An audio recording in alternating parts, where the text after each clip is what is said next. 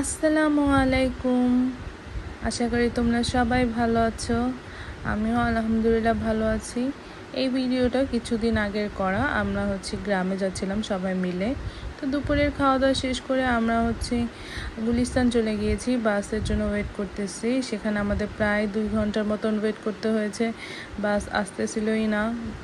এই তো আমরা বাসে উঠে গিয়েছি 2 ঘন্টা ওয়েট করার পর। আর এদিক দিয়ে নাস্তার ক্ষুধা পেয়ে গিয়েছিল, তাই আমরা রুটি আর কলা কিনেছিলাম। আমাদের গ্রামে যেতে যত না সময় লাগছে তার চেয়ে বেশি ওয়েট করতে হয়েছে আমাদের গুলিস্তানে বাসের জন্য, যেটা খুবই আর কি আনএক্সপেক্টেড। তো যাই হোক, আমরা গ্রামের কাছাকাছি চলে আসছি। আর এই যে দেখো কত সুন্দর সুন্দর দৃশ্য আমি তোমাদের সাথে শেয়ার করতেছি। আসলে এখানে আসার কোনো রিজন নেই, হঠাৎ করেই সবাই যাচ্ছে তাই আমিও চলে আসছি ওদের সাথে। তো এই তো গ্রামে চলে আসছি, আস্তে আস্তে সন্ধ্যা হয়ে গেছে। এসে তারপর আর ভিডিও করা হয়নি। এই তো ওরা অন্য খেলতেছিল। তারপরের দিন সকালে খুব ভোরে আর কি আমরা ঘুম থেকে উঠে গেছি। ঘুম থেকে উঠে আর কি আশেপাশে দেখতেছিলাম। ওয়েদারটা খুবই সুন্দর ছিল, মানে বেশি রোদও ছিল না, আবার বৃষ্টিও পড়তেছিল না। আমরা সকাল সকাল চা খেতে বাজারে গিয়েছিলাম। এটা কাইন্ড অফ আমার অভ্যাস বলতে পারো। আমাদের গ্রামে যখনই আসি আমার সকালে বাজারে গিয়ে চা খাওয়ার একটা অভ্যাস আছে, এটা ছোটোবেলা থেকেই, কারণ আমি চা লাভার। আর এটা একটা মিল। তোমরা কে কে গ্রামে গিয়েছো আর দেখেছো আমি জানি না, বাট এখানে কাপড়ের কিছু আর কি একটা করে। ওয়েদারটা অনেক সুন্দর ছিল, যা তোমাদের সাথে না শেয়ার করলে পারলাম না।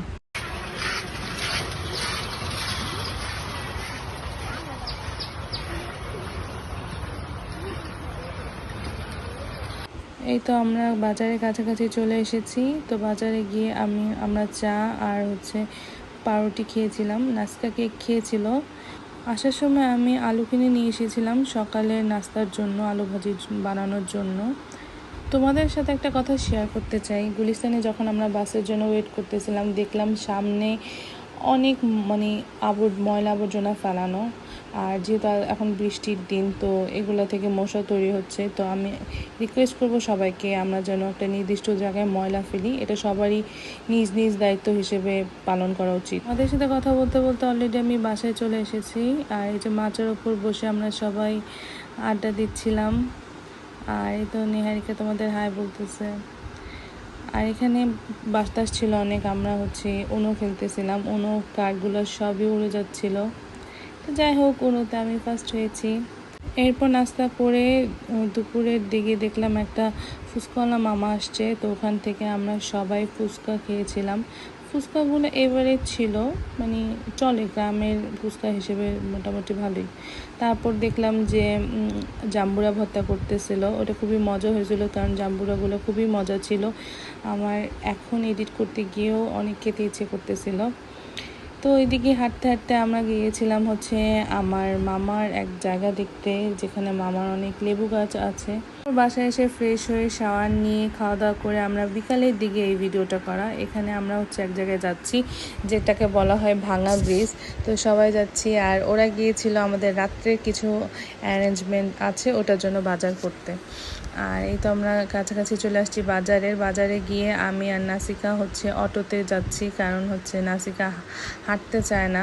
যদিও রাস্তাটা বেশি না, আসার পথে আমরা ওদিক দিয়ে হেঁটে আসছিলাম, বরঞ্চ অটো আমাদের অনেকখানি দূরে আমাদের নামিয়ে দিয়েছে, যে কারণে হেঁটে হেঁটে আমাদের আবার যেতে হচ্ছিল। তো এই তো আমরা চলে আসছি। আর ওই যে দেখা যাচ্ছে ওইটা ভাঙা ব্রিজ। আর আকাশটা দেখো খুবই সুন্দর। এক চাচা বলল এই এই এই জায়গাটাতে বাচ্চাদের প্লেগ্রাউন্ড বানাবে, মানে স্লিপার দোলনা দিবে, আর এই যে বসার জায়গাগুলো করতেছে এগুলো আরও সুন্দর করবে। তো আশা করি ফিউচার আরও সুন্দর হবে। তো ওই যে ভাঙা ব্রিজের সামনে বসার জায়গা ছিল, ওখানে বসে বসে আমরা দেখলাম এই ছেলেগুলো এসে ব্রিজ থেকে লাফ দিচ্ছে। তো দেখে ভালোই লাগতেছিল, কিছুটা এন্টারটেনমেন্ট পেলাম ওদের কাছ থেকে। ওরা একের পর এক লাফ দিচ্ছে, তারপর উঠে আবার গিয়ে আবার লাফ দিচ্ছে। তো ভালোই লাগলো দেখতে। তো এখানে খাওয়ার তেমন কিছু ছিল না, আমরা ভাবছিলাম যে ফুচকার স্টল আছে বা অন্য ঝালমুড়ি স্টল আছে, কিন্তু কিছু ছিল না। তো যাই হোক, আমরা চলে যাচ্ছি। এদিক দিয়ে রিক্সা পাওয়া যাবে না, তাই আমি ওরা যেই ছোট চিকুন রাস্তা দিয়ে এসেছিলো সেদিক দিয়ে বাজারে যাচ্ছি। বাজার থেকে আমি আবার অটো নিয়ে বাসায় চলে যাব। তো এই তো নাসিকা তো খুবই ফেড আপ, ও হাঁটতে চাচ্ছে না, কারণ ওর হাঁটার অভ্যাস নাই। বাট আমার কাছে ভালোই লাগতেছিল। তো এই তো আমরা বাসায় চলে আসছি, আর রাতের একটা আয়োজনের কথা বলেছিলাম, সবাই মিলে আসলে টাকা উঠিয়ে আমরা বিরিয়ানি রান্না করতেছি। আমাদের দুই ভাইয়ের আবদারে এটা আমরা ছাদেই করেছিলাম, কিন্তু আসলে ছাদে করাটা ঠিক হয়নি, কারণ হচ্ছে চারপাশ দিয়ে বাতাস, আগুনটা ঠিকভাবে জ্বলতেছিল না, এক পাশে বেশি হয়ে যাচ্ছিল, এক পাশে কম হয়ে যাচ্ছিল। তারপরও আমার এই বোনটা কোনো মতে আর কি আগুনটা ঠিক করলো। তারপর এই যে দেখো আমাদের মাংস কষানো শেষ, এর মধ্যে কিন্তু আমরা একটু টেস্টও করেছি, মাংসটা খুব মজা হয়েছিল। তো যাই হোক, যখন মাংস কষানোটা একদম শেষ হয়ে গিয়েছে, ও আর কি মাংসগুলোকে অন্য পাত্রে উঠিয়ে রেখে এর মধ্যে আর একটু তেল দিয়ে আর তারপর হচ্ছে এই চালটা দিয়ে দিবে।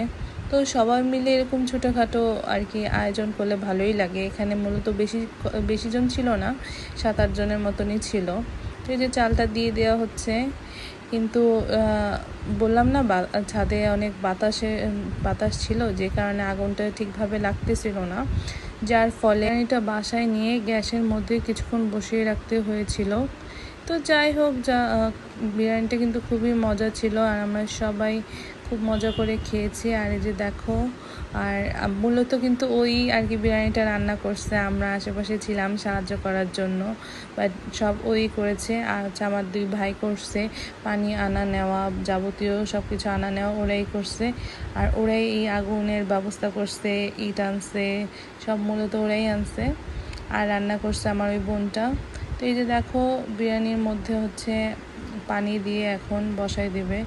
তো এরপর আমাদের বিরিয়ানি রেডি, আর এখন আমরা বিরিয়ানি খাচ্ছি। রাত্রে খাবার দাবার আমাদের বিরিয়ানি ছিল। তো এটা হচ্ছে